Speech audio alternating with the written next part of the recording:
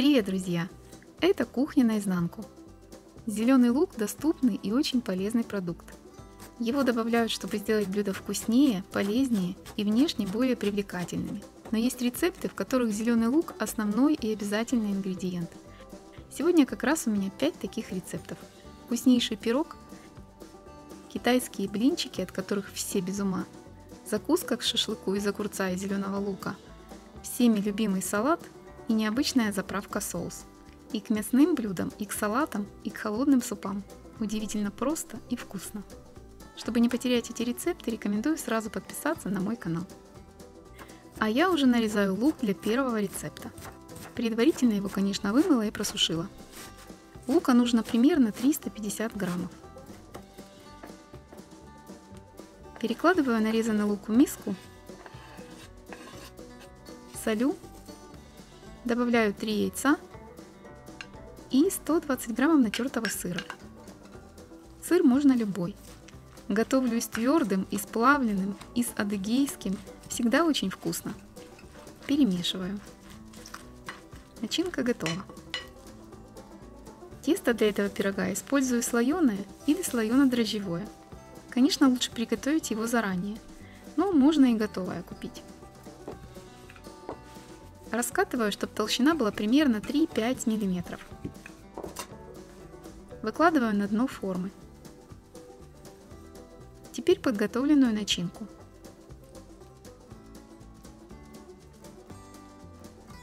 И сверху накрываю вторым слоем теста. Соединяю края. Накалываю вилкой и смазываю сверху взбитым с ложкой молока желтком. Я присыпаю еще обжаренными кунжутными семечками, но этого можно и не делать. Духовку включаю в режим вверх-вниз, температура 180 градусов. Готовить буду 30 минут с конвекцией, но, конечно, в любой духовке этот пирог получится. Нужно только время выпечки регулировать. Через 30 минут достаю пирог из духовки, выкладываю из формы и нарезаю. Я люблю это блюдо горячим, но и в холодном виде это тоже отличная закуска. Пирог очень вкусный, сытный и с ароматом лета. Можно приготовить это блюдо порционно, в форме пирожков. Это чуть дольше, но даже удобнее. Попробуйте такой пирог. Я уверена, что зеленый лук у вас точно надолго не задержится. Второй рецепт подсмотрела у китайцев. Они называют это слоеными блинчиками. Пресное тесто и зеленый лук. Когда первый раз готовила, немного сомневалась, но результат поразил. И теперь эти лепешки надежно прописались в нашем меню. Рецепт простейший, хоть и есть несколько секретов. В начинку всегда добавляю именно зеленый лук. С ним вкуснее всего. Но экспериментировать здесь можно. Фарш, помидоры, капуста, обжаренный репчатый лук. Вот сыр не рекомендую, он склеивает слои и лепешка может не прожариться. Здесь 300 граммов просеянной муки. Делю пополам. Одну часть муки смешиваю со 100 мл холодной воды.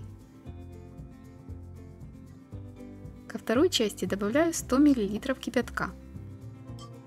Соединяю тесто в комок. Накрываю миску мокрым полотенцем и оставляю на 10-15 минут. В это время нарезаю зеленый лук. Подсыпаю немного муки и еще минут 5 вымешиваю тесто.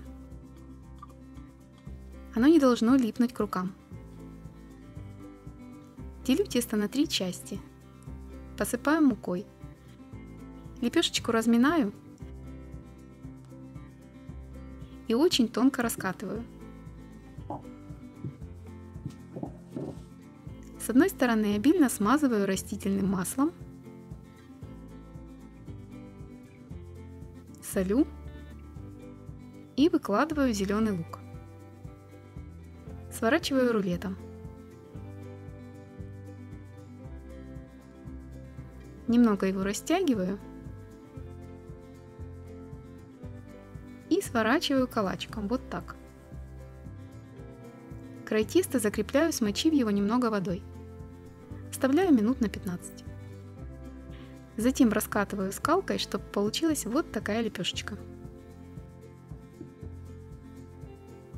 Обжариваю на растительном масле под крышкой. Огонь средний. Я переворачиваю лепешку несколько раз, чтобы она хорошо пропеклась.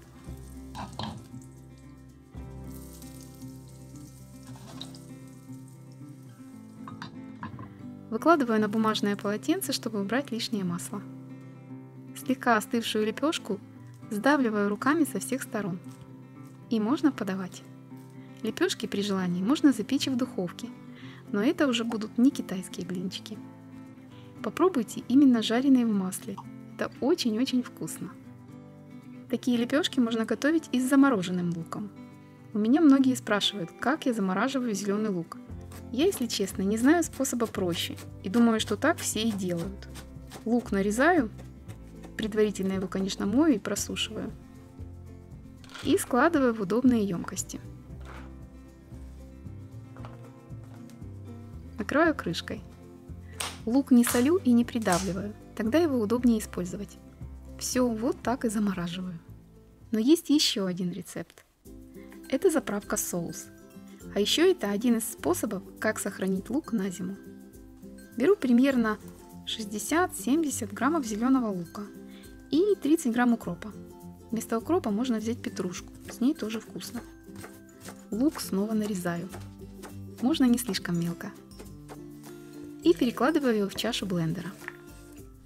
Сюда же отправляю укроп, 1-2 зубчика чеснока, немного соли, столовую ложку лимонного сока, чайную ложечку меда и 4-5 столовых ложек оливкового масла. Измельчаю это все. Вот что должно получиться.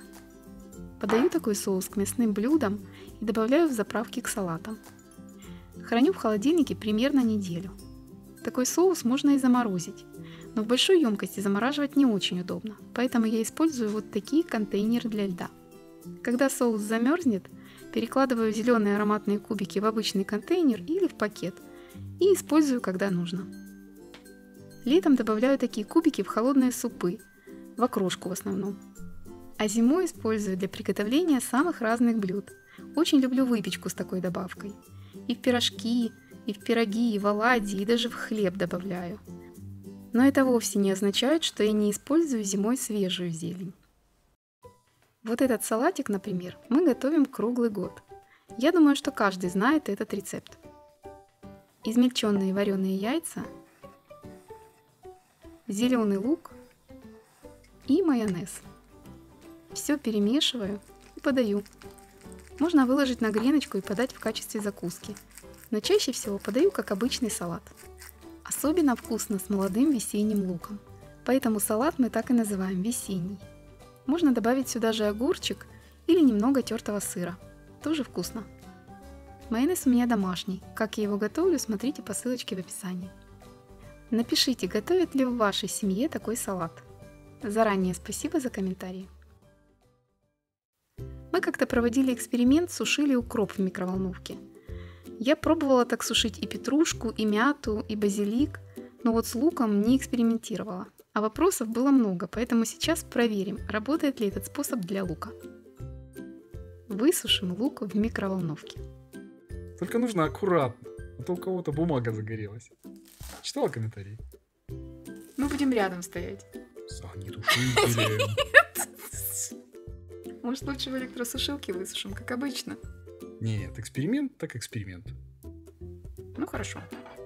Сначала на минутку поставим. Да, давай с минутки начнем.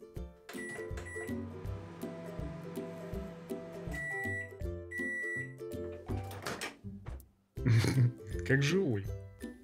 Да, минутки маловато. Еще на минуту ставим. Уже лучше. Вареный зеленый лук любишь?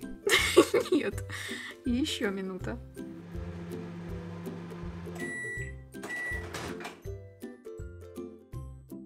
Все, ура! 3,5 минуты на мощности 800 Вт. Это то, что нужно. Но я не призываю повторять. Это может быть опасно. Сушеный лук я измельчаю, смешиваю с солью и так храню. Зимой добавляю в выпечку, в заправки, в супы и соусы. Очень удобно. И еще один рецепт. Огурцы, фаршированные зеленым луком. Отличная закуска к шашлыку и к любому другому мясу. Нарезаю зеленый лук и измельчаю чеснок. Смешиваю лук, чеснок, сахар, обжаренные кунжутные семечки и соль. Начинка готова. На огурцах делаю вот такие надрезы. И фарширую их.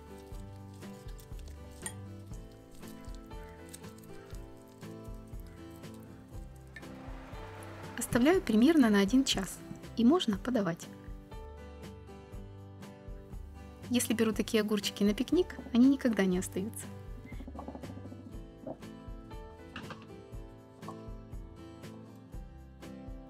Очень вкусно с оливковым маслом. Попробуйте приготовить. Буду ждать ваши отзывы.